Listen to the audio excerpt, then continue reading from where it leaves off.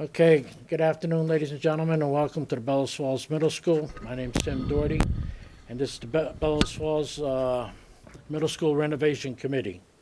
I'd like to, at this point in time, introduce the rest of the people. Mike Swelling, Rockingham. Howard from the Bradbury Former. I'm Bob Kishko from North Springfield. John Hemmelgarn from Black River Design in Montpelier. Rick Schuman, Director of Maintenance, Rockingham. Chris Kibbe, Assistant Superintendent of Schools. Wes Vaughn, Technical Director at Rockingham School District. Larry Clark, I'm faculty representative. Mike Hardy. Jim McCall. Okay, at this point in our meeting, we're gonna let John take over, and we'll go down the agenda. John? Thanks, Tim. As you can see, we've got a pretty good sized agenda here, so I'm going to try to keep this moving tonight. There's an awful lot of information I've got for you, so I want to really present all of that, and it really works as a complete set of information. So, with that, the first thing on the agenda is from Bob Kishko. If you remember our last meeting, I had Joe Culler here with Culler and Lewis Mechanical Engineers. Talked a little bit about the scope of work that was planned there. I wanted to have Bob here to do a similar piece on the electrical work that's required for this project. In addition, there had been some questions about the possibility of some off-peak storage and whether that was something that could be utilized to be of benefit to the school district. So I've got Bob here to go to speak to those items. Yeah, great, thank you. Hi, everybody. And I'm sorry, Oops, I'm no, gonna go interrupt ahead. you one more No, time. that's fine, Pass John. around here a little extract of Bob's packet that he's given me that we use to determine the scope of the work that you'll see is included later in the cost estimate. Absolutely. Okay. We're going to hold our questions until we're done because we have a long agenda and we'll go back and ask the questions. So I want to get through this agenda first and then we can ask questions. Okay? Bob, thank you. Thank you, not a problem. Thank you, everyone. I'll get started with the fact that it's nice to know we did an evaluation for the school back in 2004 when it was determined that the electrical infrastructure for the school needed some attention.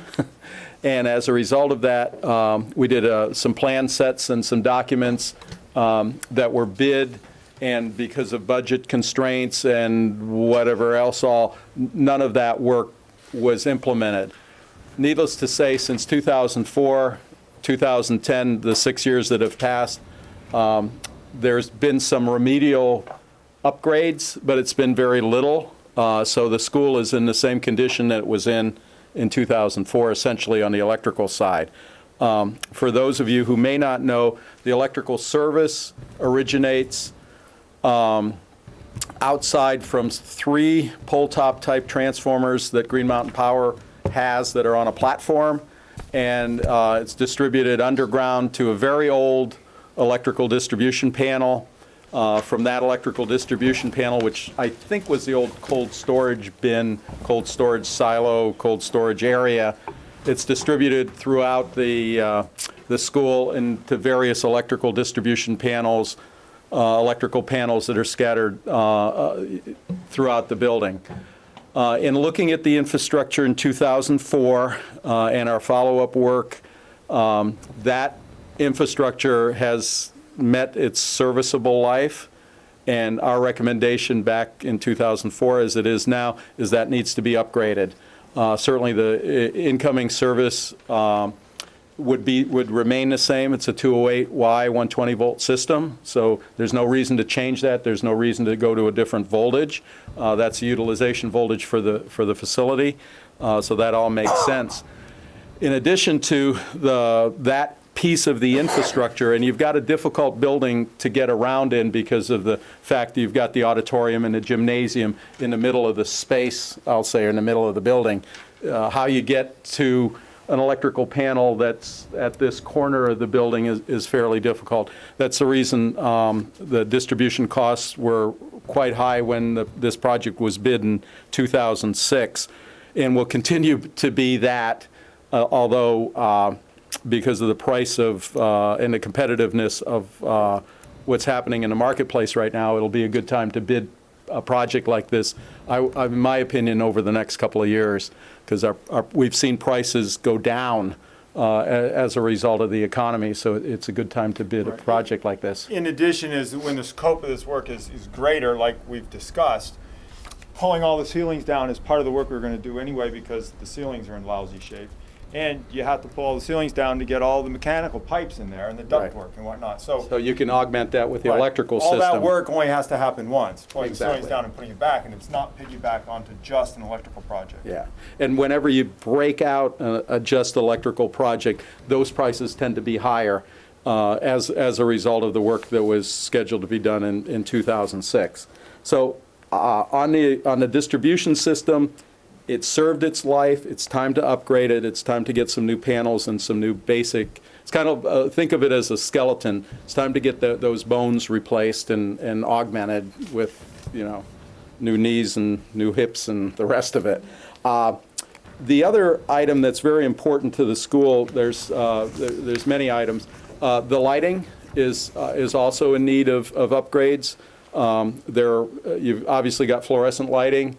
And there are lots of available options to get you a lot of bang for your buck now. The vendors and the manufacturers over the last 10 or 15 years have really upped the ante as far as getting optimum lighting performance out of fluorescent fixtures with as low of energy use. And I wouldn't recommend looking at an LED product to light this school. I would look at an LED product, and everybody goes to Home Depot and the rest of the place, and you see these wonderful products. There is a place for those. We've been using successfully LED products for exit signs.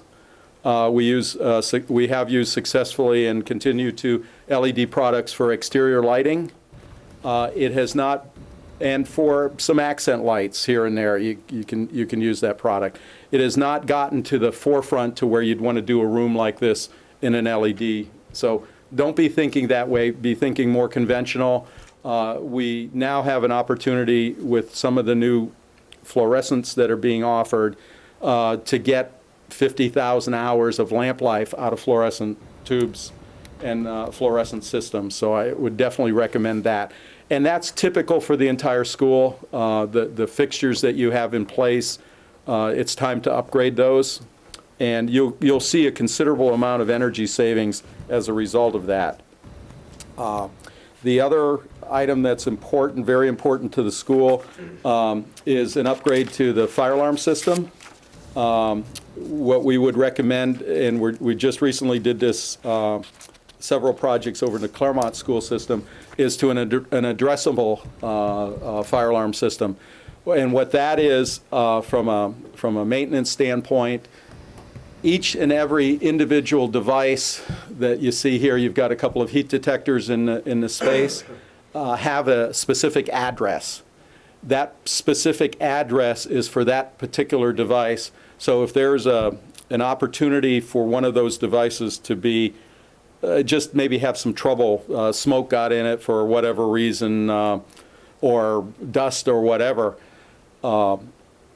at the fire alarm control panel, you actually get a readout, and that readout says that it is the Northern Heat Detector Library, second level, third level. So it's very easy for that system to be troubleshot. You immediately know which device went off, and it is now commonplace. A few years ago, 10, 15 years ago, when these systems first came out, they were a premium. Now they're being offered as the right thing to do in a building like this, because there are a lot of devices. And consequently, bringing the fire alarm system up to ADA compliance, getting the strobes synchronized, getting the right volume, making sure we've got the audible devices in each and every classroom. You've got a very solid building here that's very not prone to have a lot of noise transmission because of the way it's constructed. you need to have a real hard look at the fire alarm system. So our recommendation is that it's time to get that replaced as well as your emergency lighting and your egress lighting. You've got a good example here of an exit sign and a battery pack in combination that works really well. Something like this, which to me looks like it's been put up within the last 2 or 3 years, could be reused as part of the renovation. There's no sense to throw those out. So we would take a look, we would do an inventory, and we would say, okay, we've got about 12 of these. We'll have the contractor take them out, set them aside, and use them at the appropriate places. One of the things that I like to recommend, and we haven't gotten there yet, is an opportunity to use a small emergency generator for a building like this. That can either be an outdoor unit or indoor unit, and that's something that can be talked about as the program develops. What the generator buys you is a couple of things. Provides you with the life safety systems that are required by code and by law. It also gives you an opportunity to have an optional standby system, and that would enable you to keep, and if you can all remember, we had that wonderful ice storm here about 8 or 9 years ago, whenever, and there were a number of communities that were without power for 3 days, 5 days, 8 days, and some even longer. In Bellows Falls, it probably wasn't that long if you had a power interruption at all. But having a generator and having an optional standby system would enable you to have the heating plant up and running so you're not freezing your building. So you augment, you have the availability for the fire alarm system to be on the emergency generator. That means you have a smaller battery. You don't need to have the 72-hour, 48-hour battery system. You can reduce that, I think, to a 24-hour battery, so it's a little less money. But it also gives you peace of mind that if there is an event and you've lost power, you can still have the school. And you can also augment that by having the refrigerators and the freezers in the kitchen be tagged onto that generator. You're not talking about a large generator. You're talking about one that's probably in the 20 to 30 kW range, so it's very manageable. Right, I mean, you're talking about just kind of the emergency systems. Exactly. Sometimes in a large school, the school is designated as an emergency shelter. And at that point, you're going to want a much bigger generator that's going to run the entire kitchen, because now that's the emergency shelter kitchen. Or the gym, because that's the emergency shelter room where they put all the cots. Yeah. Or the locker rooms, because those become the bathrooms for this emergency shelter. In the middle school here, I don't think that's the case. I have not heard any discussion that this is the designated emergency shelter for this area. And it also lends you into a much more stringent code requirements when it is deemed an emergency shelter. We looked into this when we did the Hanover schools over in the Hanover High School, and by the time we got done, the school board and the people that were involved, they said, time out, we don't want to go there, because it really raised the bar for costs and everything else. But a small generator to take care of life safety, fire alarm, and some of the heating, and also the refrigerators and freezers, and a few lights that could be put on that, may be something to consider. The basic infrastructure that you've got, and you see it I think in about all the classrooms where it's been augmented with the data and communication. There's a lot of that within the system already, within the school system. That can be expanded upon. It doesn't necessarily need to be thrown out. The whole world's going wireless, and to have those wireless systems to be expanded within the school is something that we would look to do. We would augment that by bringing Cat 6E cable to all of those data ports, or all of those airplane hubs, whatever. Everybody uses different terminology. I call them airplane hubs. And that would enable the school to be, essentially wireless. And it saves you from having to hardwire all of these computers and having all these blue cords and the rest of it everywhere. Because as these get upgraded,